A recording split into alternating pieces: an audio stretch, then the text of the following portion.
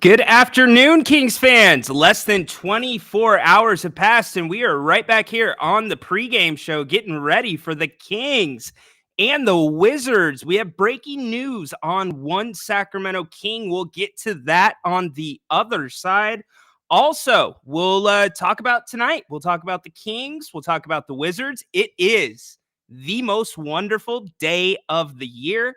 If you are a basketball fan, specifically a college basketball fan, you know what I'm talking about. Are your brackets busted yet?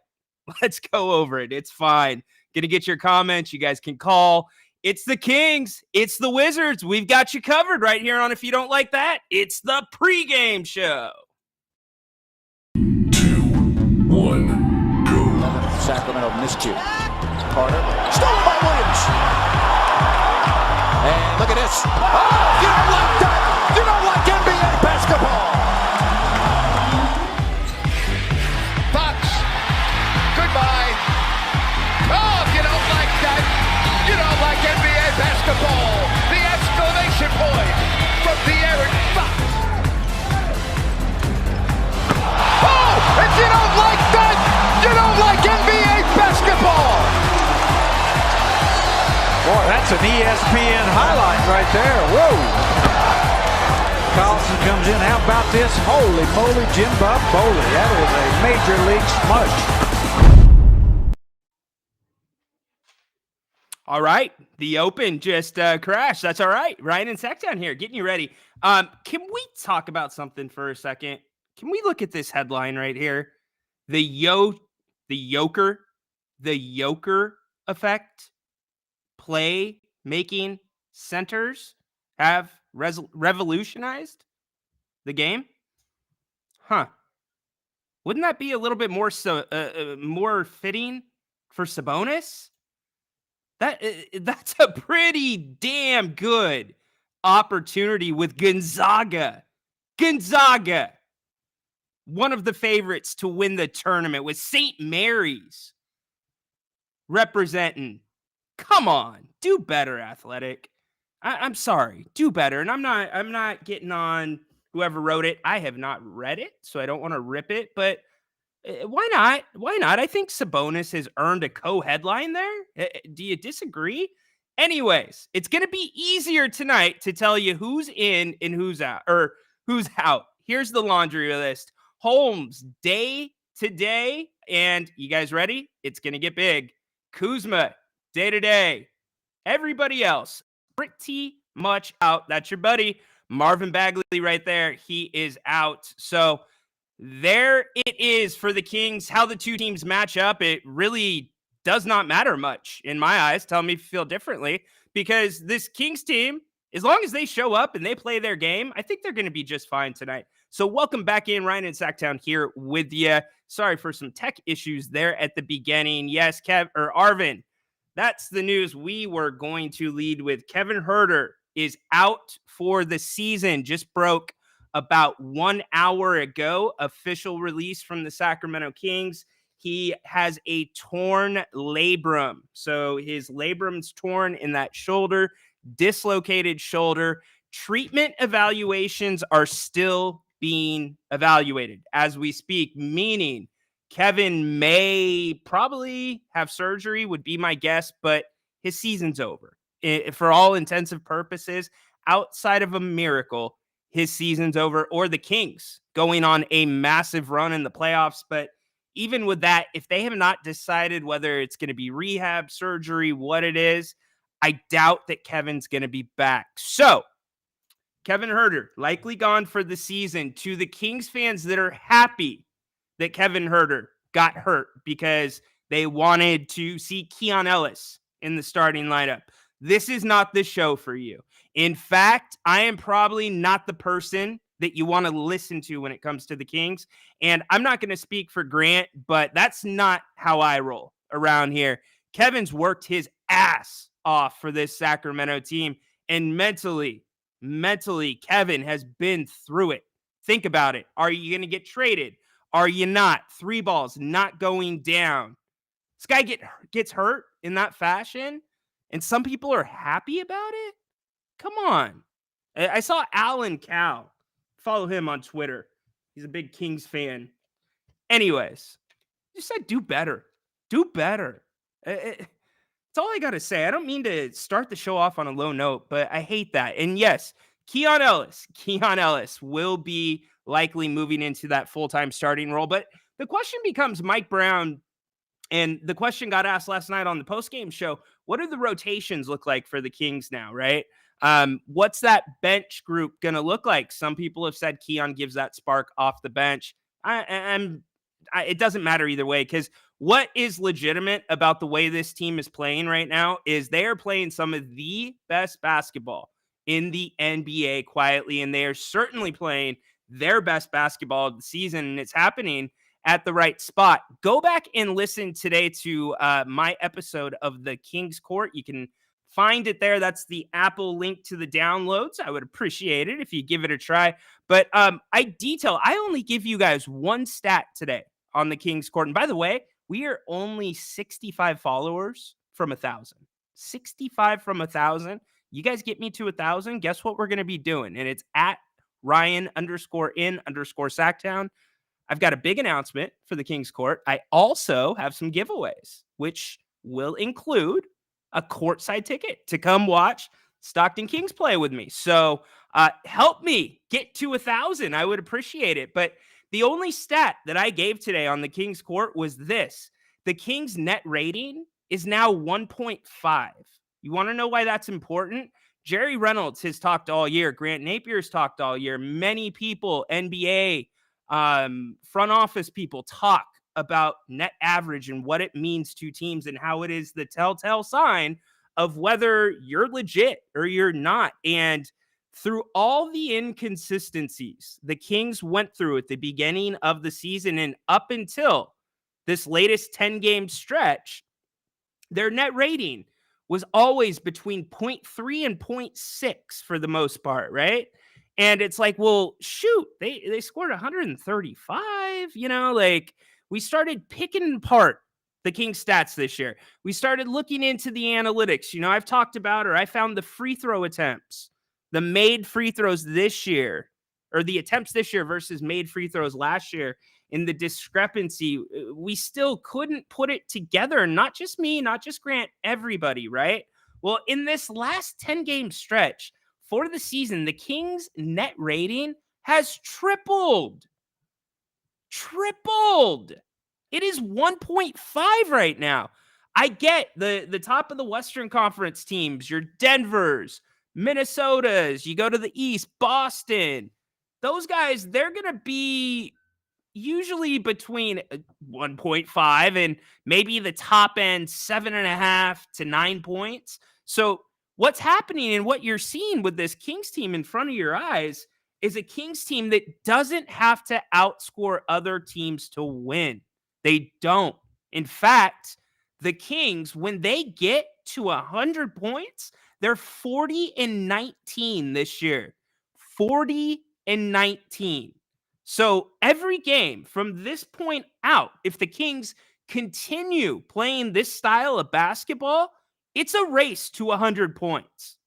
That's what it's going to be, a race to 100 points. And what's exciting for me as a Kings fan is thinking about all the points that the Kings leave on the court every night, whether it be stupid technicals, whether it be missed free throws, whether it be stupid turnovers, getting caught in the air too much. It happens far too often with the second unit guards. So think about how much room for improvement. I mean, you can't tell me the Kings can't find another 15 points. They can. And so for me, it's a really exciting time to be a Kings fan. And that's why tonight with Washington, it's a team they've got to handle business. They've got to take care of Washington because the schedule hardens after tonight. You head to Orlando, you get 24, you fly home, cross-country flight, 24-hour break, and you are at home against Philly.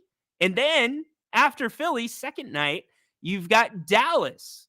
So we've already talked about how important the Dallas matchup is because they're going to be playing 2 here in Sacramento. So tonight, you got to have it if you want to get the 6th seed.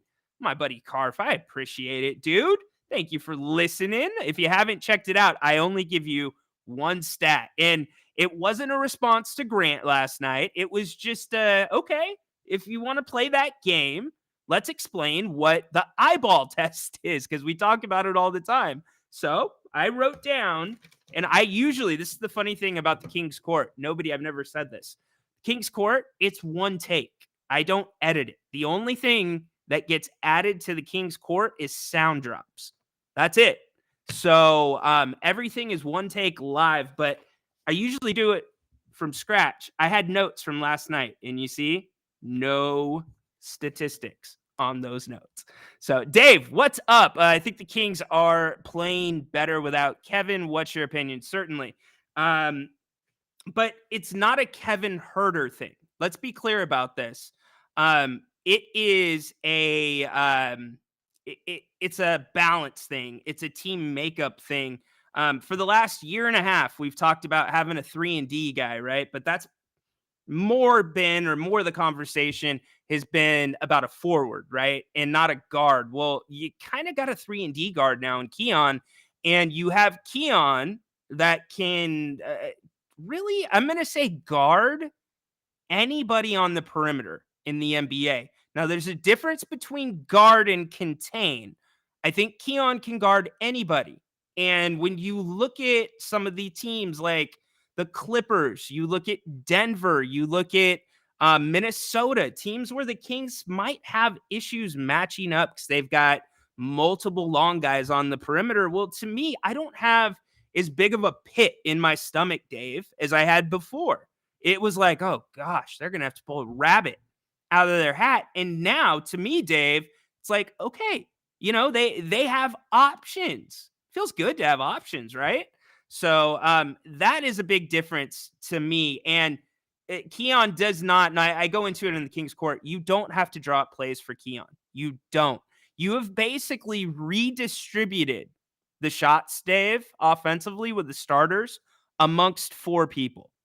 So, Sacto, what up, man? Keon is greater than Kevin. I agree with you, Sacto. Lance, hey, man, how you doing tonight?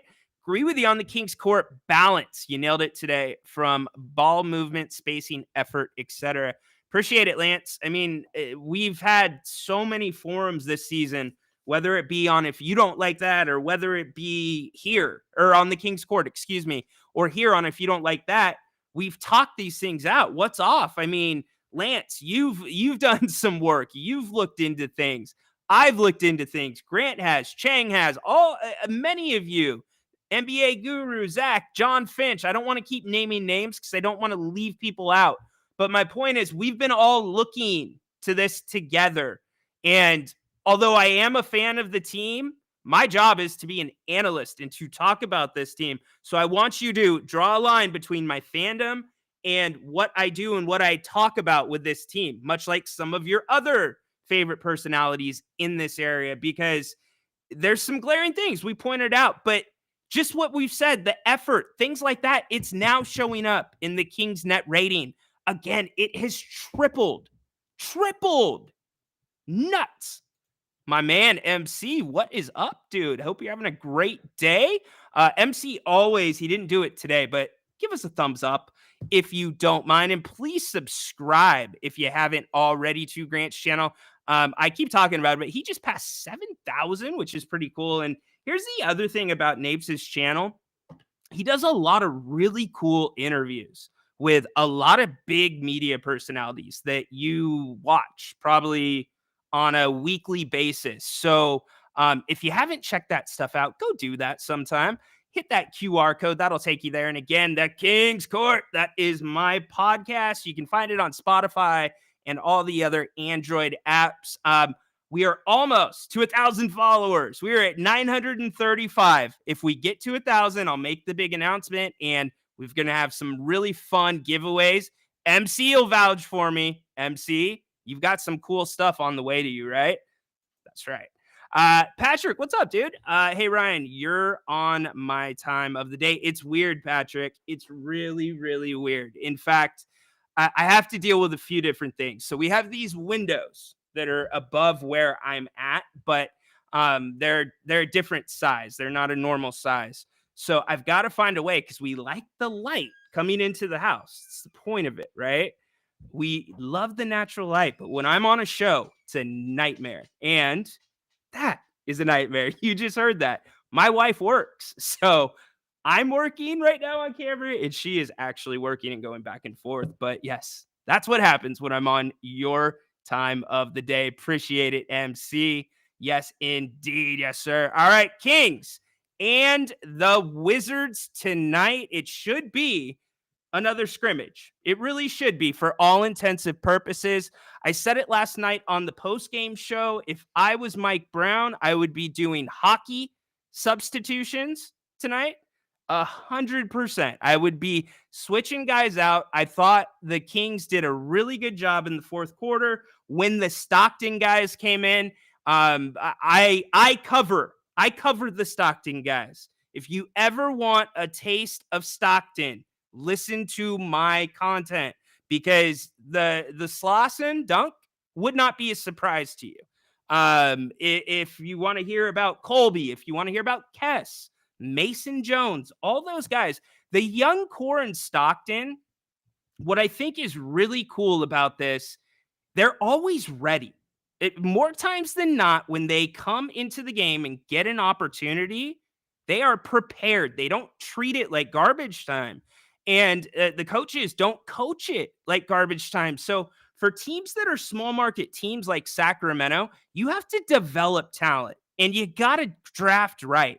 Maybe get lucky on a trade here and there, Sabonis, and get a free agent, Monk, right? And if the Kings can kind of replicate that, that's what Denver does. That's what San Antonio does. That's what all the really great NBA teams that have been around for a while in the playoffs do. So I'm encouraged by what I see down there. 100%. So encouraged. Daniel, I appreciate it, man. Thank you very much. My pleasure to cover the Kings. Yes. Pops. You guys know about Pops. What's up, dude? I was just over there today. Oh, I can tell you about that lunch. Anyways, but getting back to what I was saying about the Stockton crew, the other thing is they're getting looks and they're getting minutes in Stockton that replicate, that are similar to what the Kings do here in Sacramento. And they're not doing DHO and stuff like that, but the way they use Scal, and they'll bring Scal out on the perimeter for the pick and roll a lot. It's really good. It translates is what I'm saying. It translates. And you've seen that. So I don't think enough people, and I get it, guys. You hear Vivek's daughter when she was the assistant GM, right? As a basketball fan, as somebody that doesn't pay attention to the extra stuff, your first thought's like, wait, the owner's daughter, has she done basketball stuff before? Well, regardless of all that, right? There's things about Stockton. It's Stockton, right? It's not that part of Stockton. So I'm not trying to get on my Stockton Kings high horse here, but they're doing good things down there. And just give them a little bit of attention. And I think tonight you're going to see some attention for those guys tonight, would be my guess. Colby can shoot the ball, just dropped 43 last week. Yeah, Colby can shoot the ball. And I'm going to do on the Kings court once the season wraps up, we're going to do basically exit interviews with all of the players, but I'm not going to get the players. I'm going to try to, but I'm probably not going to get them. So we'll use sound throughout the season and we'll go through and I'll break down the guys that here in Sacramento that play most of their time in Stockton. So that'll be a lot of fun. Look for that. Truth, I'm telling you, dude, it's truth. You get good content. Just give me a chance. That's the objection. It's, oh, crap. It's that Ryan and Sacktown guy from the Jim Rome show. This guy, he just thinks he can do whatever he wants in life and then pop open a microphone and talk about the Kings. Yeah, it's not that.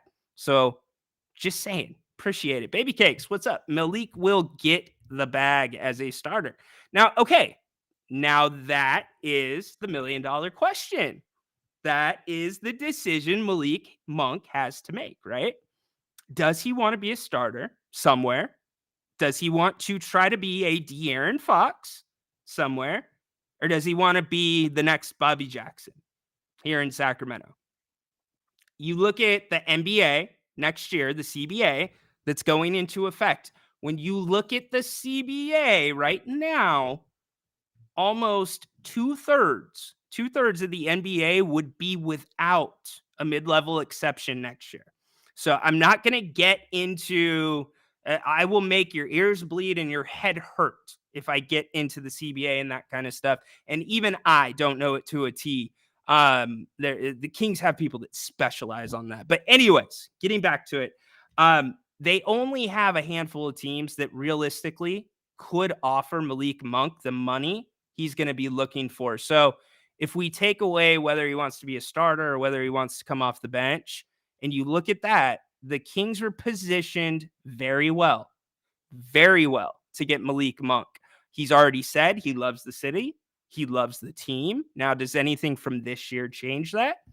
I don't know. But the team you see tomorrow night, the Orlando Magic, or not tomorrow night, the next game, Orlando Magic, they could go after him. So that is one destination that could possibly be in the race for Malik. But look, there's a lot of basketball left to go in this season. And anybody that's listened to Grant, who's listened to me since I began working with Grant, you know I'm not going to blow smoke up your ass. I'm not going to do it. If the Kings are playing like crap, I'm going to tell you the Kings are playing like crap. If the Kings are playing well and something's encouraging, I'm going to do that too. And I'm going to tell you right now, 2 weeks ago, or just about 2 weeks ago, Damon Bruce was on the Kings court. And I didn't ask him because I only had 25 minutes because his son was sick and I felt bad that he even still came on. But Damon said the Kings will have a longer playoff run than the Warriors. Okay, well, that could be nothing, right? I mean, it could just be the play-in. They might make it one game in the play-in further than the Warriors. Or the Warriors could get hot. Remember, the Warriors were a dynasty. They were a dynasty. So, could the Kings make a run right now? Could they? Hell yes. Hell yes. That is why these games tonight, and especially to Orlando, a game you should win because you're playing so well, let's be honest, should win. If the Kings are able to start handling these things, right? Handling them when they're supposed to, like they did last night, something's going to trigger and change with this team. And the bottom line is the NBA is an 82-game season. Some teams in 83. Long season. Long. So it matters who gets hot when. And you want to play your best basketball down the stretch. The Kings are doing that. If the Kings stay healthy, now remember, in this 10-game stretch, you've lost two players. You've lost two players for a significant amount of time. Trey Lyles, Kevin Huerter. We heard about Kevin. For those just joining us, Kevin is actually out he's out indefinitely, torn labrum and the dislocated shoulder we knew about. The decision on whether or not he will have surgery, do rehab, still yet to be made. Anyways, getting back to what I was saying.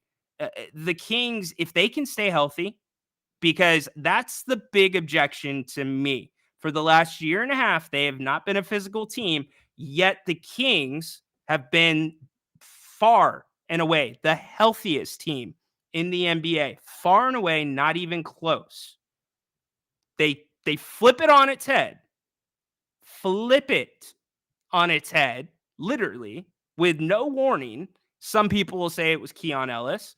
A little bit, okay? But they flip it on its head. And now the Kings are rolling. But they're playing physically. And they've lost two players in 10 games. So to me, the next 15 or whatever's left on the schedule, that to me is going to be the telltale of whether this team can make a run or not. How healthy is this team? Because they have lost 2 players in their rotation in 10 games. Got to watch it. Arvin, I think the best possible matchup for the first round is T-Wolves. I'm with you. I'm not going to say the best possible because I haven't looked at all the matchups yet, but on the surface, if you had to pick one of those teams towards the top, I would say in this order: Minnesota, OKC, Denver. Minnesota, OKC, Denver, Clippers. And the Clippers are the last one on that list because of what they've done all season, not because of their struggles right now. I still respect the way they match up with the Kings, and I'm not a big fan of it. We lost Kevin to a layup. He's not. Au contraire, Scuba. Au contraire, my friend. I will explain in a second. Andrew, what's up? Draymond Green was out indefinitely, came back a week later. Draymond Green was out indefinitely because he punched somebody in the face. He assaulted them. Kevin Huerter's injured. Different out indefinitely. I can promise you that. I'm with you. I sure as hell hope so. I don't see any reason why not. All right, Scuba. I didn't even notice it, by the way. So let's talk about this for a second, and then we will get you out to the Kings and the Wizards. Don't forget Jerry Reynolds right here at halftime, and Grant and I will do the postgame, wrapping things up for you tonight after the Kings and the Wizards. James Ham was at the game when it happened, Scuba, and he said Herter and Bane were going pretty hard at each other, and it was very unusual for Kevin Huerter, and it just looked, it was different. Okay, so if that's true, and I've gone back, I've watched the first 2 minutes of the game. Now, not like James was able to focus in on the players because he was there live, but I watched it, and it's not just the layup. Go back and watch the opening 2 minutes. Go watch. It wasn't. What I'm saying, Scuba, is it wasn't anything like it was a mindset. There was something going on between those 2 players, dude. I know they were going hard, but he was doing a layup, correct? And I get that, but okay, let me put it to you this way, Scuba. We can't say I don't remember what Kevin's options were on that play. I don't know if he could have pulled up for a floater. I don't know where he caught the ball. But the Kings haven't been going to the rim much, Scuba. And I talked about it on the Kings court today, the fast break. To me, that's part of the reason you've seen the resurgence of the Kings in the last 10 games. Or I shouldn't even say the resurgence. We've seen the Kings arrive in the last 10 games. And it's been partially because of transition. And it's been partially because Domas is not running the break as much as he was. So to me, I think that the fast breaking has been huge for what they're doing. Where can you watch a full replay of past games? If you have NBA League Pass, you can do that. There's other options as well through NBA.com. And yeah, that's the way to do it. So, hey, if you didn't know already, I better remind you again, it is brunch season. That's right. And if you're going to go to brunch, you better get to Bennett's. To me, it's the best brunch in Sacramento. You get 2 entrees and a bottle of champagne for $44. Got some awesome selections, by the way. And get to Bennett'sRestaurants.com. Brian texted me just the other day. Reservations are available for Mother's Day, for Easter. Be the star of the family. Telling you, your family and your wallet and your checkbook will definitely thank you. But Bennett's is the best. We brag about them all the time. And then I'm going to give a special shout out to Dan brought it up earlier, but Pops Market, Pops Premium Meat Shops Meats Shop in Elk Grove. It's located on Bruceville Road. I've been going there for about a year now. They're wonderful. They've got cuts of meat you've never heard of. They've got all the cuts you know of. And the cuts that you never heard of, they're better and cheaper than the good stuff you get at the supermarket. Trust me, I was just there about, what was it, Dan, 4 hours ago?